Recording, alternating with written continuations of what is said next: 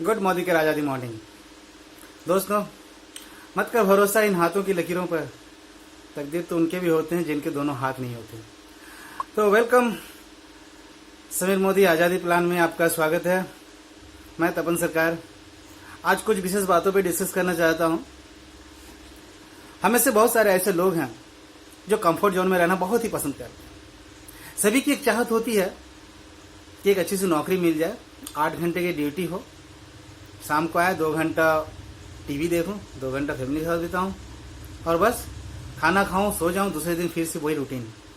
पर दोस्तों, इतिहास गवाह है, आप भी जानते होंगे, जितने भी अमीर आदमी बने हैं, जो भी आज रिच हैं, किसी ने भी नौकरी करके अमीर नहीं बना। जो भी अमीर बना है दोस्तों, वो बना है बिजनेस करके, कुछ स्मार्ट वर्क करके। तो दोस्तों, एक कहानी पे आता हूं।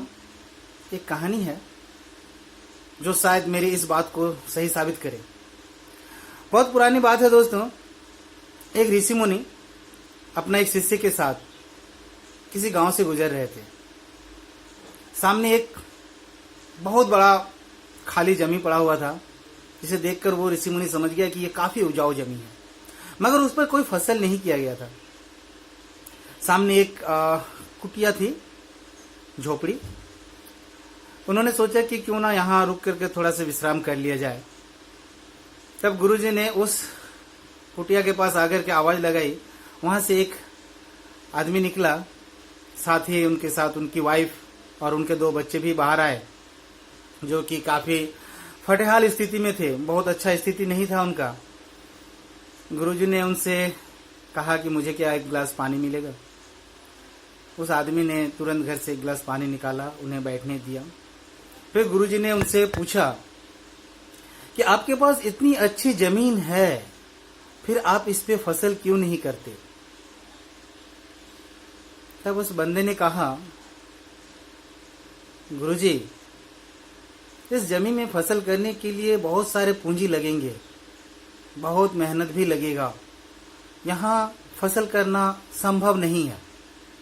तब गुरुजी ने कहा कि तो फिर आपका गुजारा कैसे चलता है, आप अपना जीविका कैसे चलाते हो। तब उसने कहा कि हमारे पास एक भैंस है जो काफी अच्छी दूध देती है, जिसे बेचकर कुछ पैसे आ जाते हैं और बाकी जो बचता है उसे हम सेवन कर लेते हैं। तो इससे हमारा जीविका चल जाती है और अच्छे से कट रही है, हमें कोई परेशानी नहीं है। देखिए, उन्होंने ऐसे क्यों कहा? क्योंकि वो उसी में खुश था, वो एक कंफर्ट जोन में था कि उनका तो जीविका चल ही जा रहा है, तो उसे कुछ और करने की जरूरत है नहीं। ठीक है, गुरुजी ने कहा, चलिए बहुत अच्छी बात है, आप खुश हैं और आपका खुश रहना मेरे लिए बहुत बड़ी बात है और आप और आगे खुश रहें। ऐसे करके उन्होंने कहा, क्या हम आपके यहाँ रात में विश्राम कर सकते हैं? तो उस बंदे ने बहुत खुशी से कहा, हाँ ठीक है, आप हमारे यहाँ विश्राम कर सकते हैं।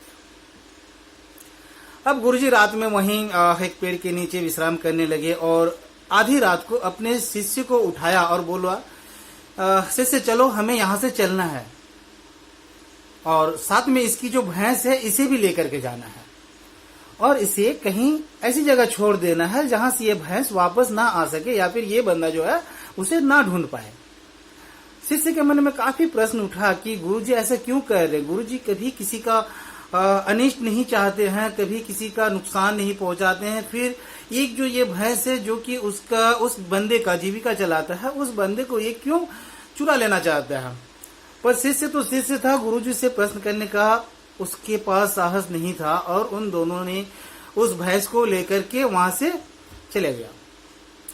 रास्ते में बहुत जंगल के अंदर उस भैंस को छोड़ दिया गया और वो दोनों चले गए। काफी साल बीत गए। अब जो शिष्य था वो भी गुरु बन गया है।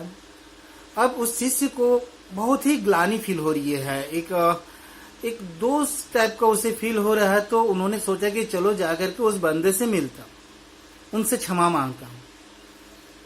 वो शिष्य जो है वो चलता हुआ उसी गांव पे आया और जिस जगह पर वो कुटिया थी वहां पर देखा कि एक बड़ा सा महल है।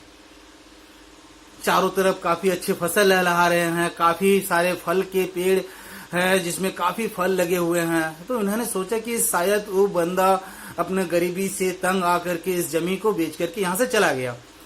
लेकिन क्या देखता है कि थोड़ी देर में उधर से वही बंदा अच्छे कपड़े पहन करके उसके पास ही आ रहा है।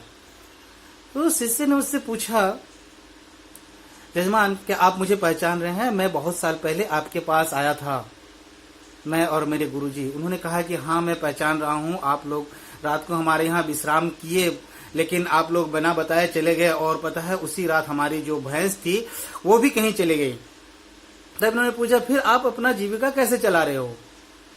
तो उस बंदे ने कहा कि मेरे भैंस के चले जाने के बाद मैं बहुत दुखी हो गया, बहुत सोच में पड़ गया। 2 दिन तक बैठ के सोचता रहा कि अब मैं क्या करूं क्या करूं क्या करूं, कुछ समझ में नहीं आ रहा था, घर के खर्चे नहीं चल रहे थे। तब मैंने क्या किया, अपने जो जमीन पे कुछ जो पेड़ जो था उसकी कुछ लकड़ियां काट करके मैंने बेचना शुरू किया, और उस लकड़ियों के बेचने से मुझे कुछ पैसे मिले, और उस पैसे से मैंने अपना खेत में फसल उपजाना शुरू किया। फसल बहुत अच्छा उपजा, उससे बेच करके मुझे बहुत सारे पैसे मिले। फिर मैंने अपनी जमीन के दूसरे हिस्से में कुछ फलों के पेड़ लगाया, वो भी बहुत अच्छे बढ़े और उस पर बहुत अच्छे फल आए। और आज यकीन नहीं कीजिएगा, मेरे पास आज बहुत अच्छे फसल हो रहे हैं, फलों के पेड़ बहुत अच्छे लहलहा रहे हैं, और मैं आज अपने इस गांव का सबसे बड़ा फल विक्रेता हूं। आज मेरे पास बड़ा सा घर है, मेरी फैमिली, मेरी बीवी, मेरे बच्चे बहुत खुश हैं। मुझे अब समझ में आया कि मैं उस भैंस के कारण एकदम से बंधा हुआ था, मुझे और कुछ करने की सूझ ही नहीं रही थी। लेकिन जब वो भैंस मेरे पास नहीं रहा, तब मैंने अपने दिमाग को खोला, मैंने दिमाग से लगाना शुरू किया, मैंने कुछ करने की सोची, और आज मैं सच में बहुत बड़ा हूँ, बहुत बड़ा आदमी बन चुका हूँ। तब शिष्य को बात समझ में आई कि गुरुजी ने उस दिन इसके भैंस को क्यों अपने साथ लेकर के चले गए। तो दोस्तों बस मैं यही बताना चाहता हूं कि मोरल ऑफ दिस स्टोरी यही कहता है कि जब तक हम कंफर्ट जोन में हैं, हमारे पास एक नौकरी है और हमें उस तरह की कोई तकलीफ नहीं हो रही कि मैं जिंदगी जी नहीं पा रहा हूं। अब बात यह है दोस्तों कि जब तक हम उस कंफर्ट जोन से नहीं निकलते हैं, तब तक हम कुछ और अलग सोचने की बात ही नहीं करते हैं। तो दोस्तों हमें अपनी जिंदगी को संवारने के लिए सिर्फ पेट भरने की जरूरत नहीं है, हमारी बहुत सारे सपने होते हैं। उन सपनों को पूरा करने के लिए दोस्तों हमें उस कंफर्ट जोन से बाहर आना पड़ेगा। तो दोस्तों मोदी केयर एक ऐसा ही प्लेटफॉर्म है दोस्तों जो आपको उस कंफर्ट जोन से बाहर निकालती है। आप एक बार सोचिए दोस्तों, हार्डवर्क करने से कोई बड़ा आदमी नहीं बनता है। थिंक पॉजिटिव, थिंक स्मार्ट, सोच बदलो, आपकी दुनिया बदलेगी। जय मोदी केयर।